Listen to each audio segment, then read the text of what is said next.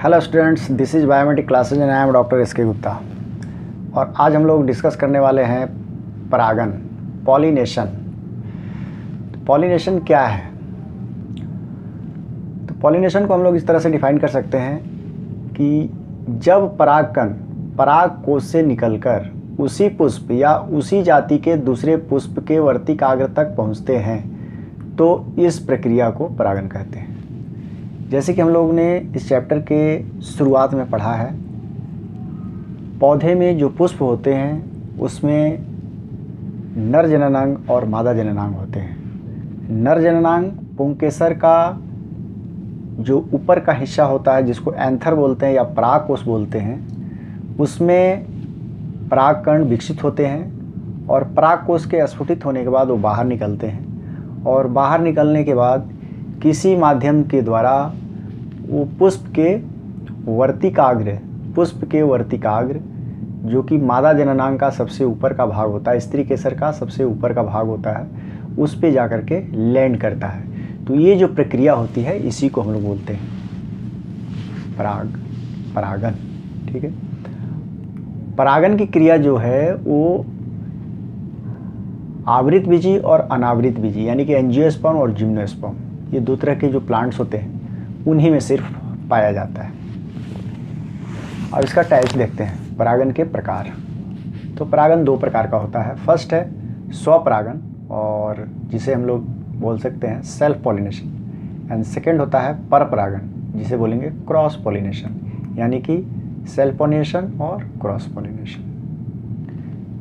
अब इसके आगे हम लोग एक एक करके इसका डिस्कशन करेंगे। तो सबसे पहले आता है स्वपरागन, सेल्फ पॉलिनेशन क्या होता है। तो सेल्फ पॉलिनेशन को हम लोग बोल सकते हैं ऑटोगेमी के नाम से भी जानते हैं। ठीक है। ऑटोगेमी दैट इज स्वतः या एक ही में स्वतः होना। ठीक है। स्वतः यानी कि ऑटो मीन्स होता है स्वतः, स्वयं, और गेमी मीन्स परागन क्रिया। जैसे पुष्प जो होता है, एक ही पुष्प में जब परागकण जो है निकलते हैं, पुष्प एक ही होना चाहिए। जब एक ही पुष्प के परागकण उसी पुष्प के वर्तिकाग्र तक पहुँचते हैं तो ऐसे परागन की क्रिया जो होती है वह स्वपरागन कहलाती है ना। और इसको हम लोग ऑटोगेमी के नाम से भी जानते हैं। ठीक है। स्वपरागन की क्रिया जो होती है वो केवल द्विलिंगी पुष्पों में पाया जाता है, यानी कि वैसे पुष्प जिसमें नर जननांग और मादा जननांग दोनों पाए जाते हैं, वैसे पुष्पों में स्वपरागन की क्रिया संपन्न होती है। जैसे इसको फिगर के द्वारा हम लोग यहाँ पे देख सकते हैं, इसको समझ सकते हैं। जैसे ये प्लांट है, एक प्लांट है यहाँ पे, और इस प्लांट में एक फ्लावर है और इसी फ्लावर में दोनों जननांग हैं और यहाँ से परागकण निकलता है और निकलने के बाद उसी पुष्प के वर्तिकाग्र तक पहुँचता है। तो इस क्रिया को स्वपरागन कहेंगे, सेल्फ पॉलिनेशन। ठीक है। अब इसका एग्जाम्पल देखते हैं। जैसे एग्जाम्पल में आपका यहाँ पे है मटर है, आलू है, चना है और गेहूँ है। ये सारे जो पौधे हैं, इनके जो पुष्प होते हैं, इसमें स्वपरागन की क्रिया जो है वो संपन्न होती है। ठीक है। इसके बाद आगे चलते हैं और हम लोग देखते हैं परपरागन। परपरागन क्या होता है? परपरागन को डिफाइन करने के लिए हम लोग इस तरह से बोल सकते हैं कि जब एक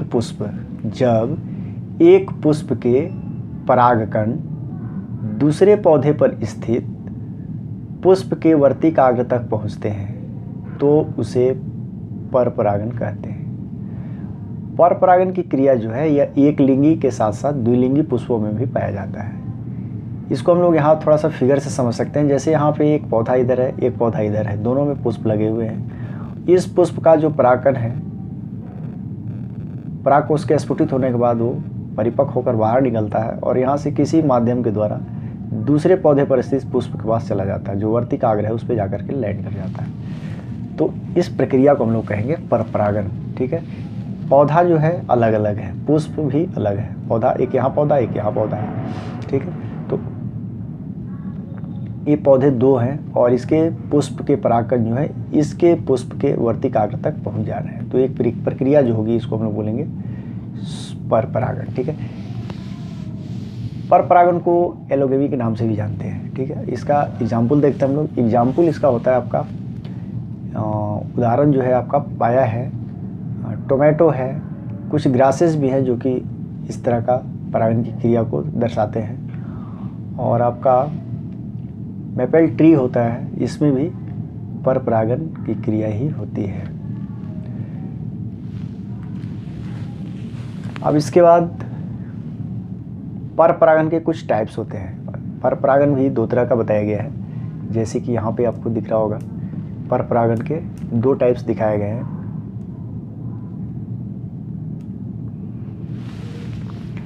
तो परपरागन का टाइप्स में सबसे पहला जो आता है वो होता है आपका समजात पुष्पी परागन, जिसको जिटेनोगैमी के नाम से जानते हैं। जिटेनोगैमी जो होता है वो, इसको डिफाइन करने के लिए हम लोग बोल सकते हैं कि जब एक पादप के पुष्प के परागकण उसी पादप के दूसरे पुष्प के वर्तिकाग्र तक पहुंचता है, दूसरे पुष्प के वर्तिकाग्र तक पहुंचता है, तो इस प्रकार के जो परागण होते हैं उसको बोलते हैं समजात पुष्पी परागण। ठीक है, ये ज़्यादातर जो है मोनोसिस जो प्लांट होते हैं उनमें पाया जाता है। अगर अनुवांशिक आधार पर इसको देखा जाए, जेनेटिक आधार पर इसको देखा जाए, तो यह स्वपरागण ही है, इसको हम परपरागण नहीं कर सकते हैं। अनुवांशिक आधार पर यह स्वपरागण ही होता है, क्योंकि यहाँ पे जैसे फिगर में हम लोग देख सकते हैं कि पौधा एक ही है, इसका जेनेटिक कैरेक्टर जो है बिल्कुल सेम टू सेम है। इसी पे दो पुष्प लगे हुए हैं, एक यहाँ है एक यहाँ, और इस पुष्प का परागकण जो है विकसित होता है और बाहर निकल करके किसी माध्यम के द्वारा इसी पादप के दूसरे पुष्प पे आकर के लैंड कर जाता है वर्तिकाग्र पे। ठीक है, तो इसे हम लोगों ने कहा है समजात पुष्पी परागण, जिटेनोगैमी। लेकिन अगर क्रियात्मक रूप से देखा जाए तो क्रियात्मक रूप से यह परपरागण है, क्योंकि पुष्प जो है अलग अलग है, पुष्प के अलग अलग होने के कारण इसको हम लोग परपरागण कह सकते हैं। अब इसका एग्जाम्पल देखते हैं। एग्जाम्पल में आता है आपका कोकोनट है, कैस्टोर है, मेज है, तो ये सारे उदाहरण हैं आपके समजात पुष्पी परागण के। ठीक है, अब इसके बाद नेक्स्ट हम लोग देखते हैं, इसका एक और टाइप्स है परपरागण का, जिसको बोले हैं पर्निसेशन। ठीक है, जीनोगैमी, जीनोगैमी के नाम से जानते हैं इसको, पर्निसेशन को। ये टाइप्स आपका परपरागण का ही टाइप्स है। इसमें क्या होता है कि भिन्न भिन्न पादपों के जो परागकण होंगे, भिन्न भिन्न पादपों पे स्थित जो पुष्प होंगे उनके परागकण, उससे परागकण निकलेगा और निकलने के बाद भिन्न भिन्न पौधे के पुष्प के जो वर्तिकाग्र होंगे उस पर स्थानांतरित हो जाएगा। यानी कि इसको बोला जा सकता है कि जब भिन्न भिन्न पौधों के परागकण भिन्न भिन्न पादप के पुष्प के वर्तिकाग्र तक स्थानांतरित हो जाते हैं तो इसको बोलते हैं पर्निसेशन। इस क्रिया को पर्निसेशन बोला जाता है। ठीक है,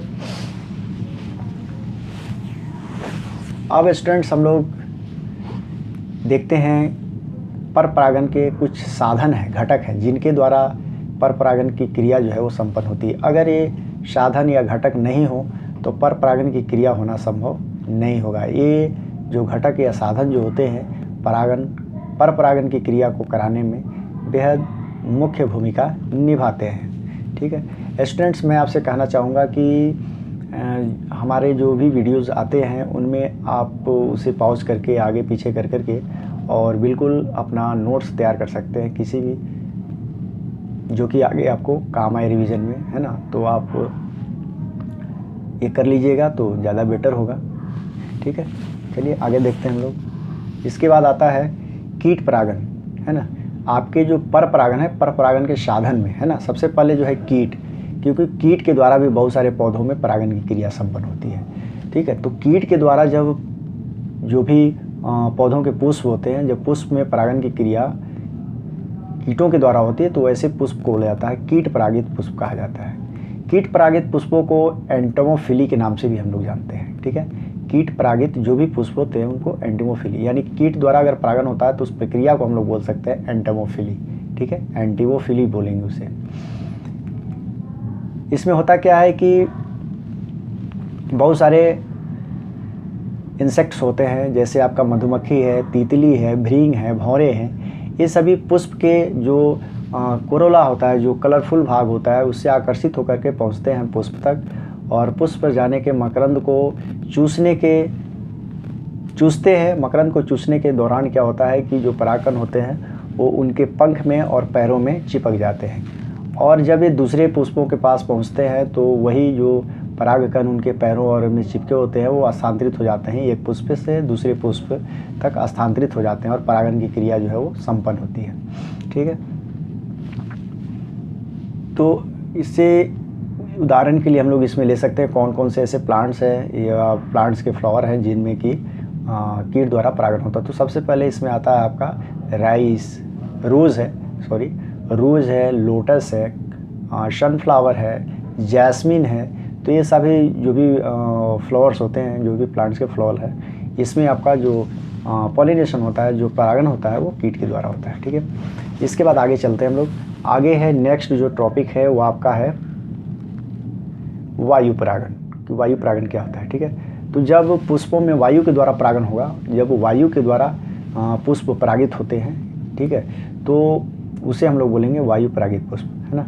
जब वायु के द्वारा पुष्प के परागकण दूसरे पुष्प तक पहुंच जाते हैं तो परागण संपन्न होता है, जिसे वायु परागण तथा ऐसे पुष्प को वायु परागित पुष्प कहते हैं। ठीक है, होता क्या है कि जब हवा चलता है, वायु जब चलती है तो उससे क्या होता है कि जो भी परागकण होते हैं वो हवा में बिखर जाते हैं और बिखरने के बाद वो एक पुष्प से दूसरे पुष्प तक पहुंच जाते हैं, तो परागण की क्रिया संपन्न होती है। तो इस तरह का जो परागण होता है इसको हम लोग बोलते हैं एनिमोफिली, यानी वायु है, वायु एनिमो और फिली, एनिमोफिली कहेंगे इसको। ठीक है, ऐसे जो पुष्प होते हैं जो वायु के द्वारा जो परागित होते हैं, जो एनिमोफिली पुष्प होते हैं, उनमें होता क्या है कि उनमें आकर्षण का अभाव होता है, आकर्षण उनमें नहीं होता है, मतलब कलरफुल भाग उसमें नहीं पाए जाते हैं। ठीक है, और इसका एग्जाम्पल हो सकता है, जैसे आप देख सकते हैं इसका एग्जाम्पल है।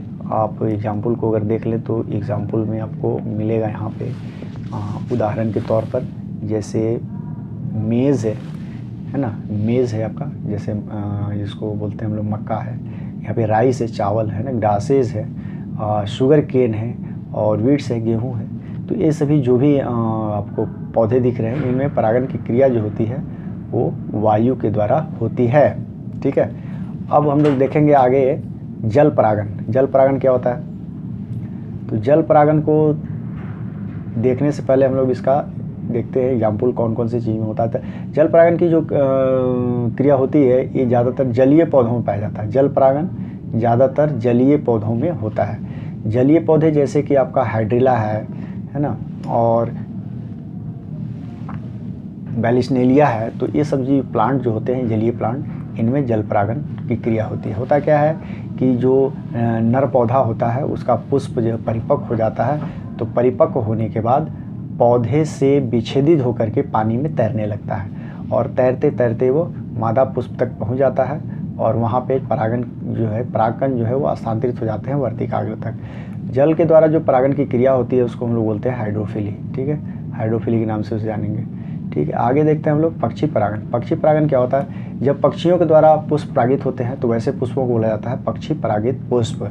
पक्षी भी बहुत सारे ऐसे होते हैं जो कि परागण की क्रिया में सहायता करते हैं। क्या होता है कि पक्षी द्वारा जो परागित पुष्प होते हैं वो पुष्प होते हैं, बड़े होते हैं और रंगीन होते हैं। उन्हीं रंगीन कलरफुल होने के कारण वो जो पक्षी होते हैं वो उसकी तरफ आकर्षित होते हैं और आकर्षित होकर वहाँ पहुँचते हैं और चोंच के द्वारा जो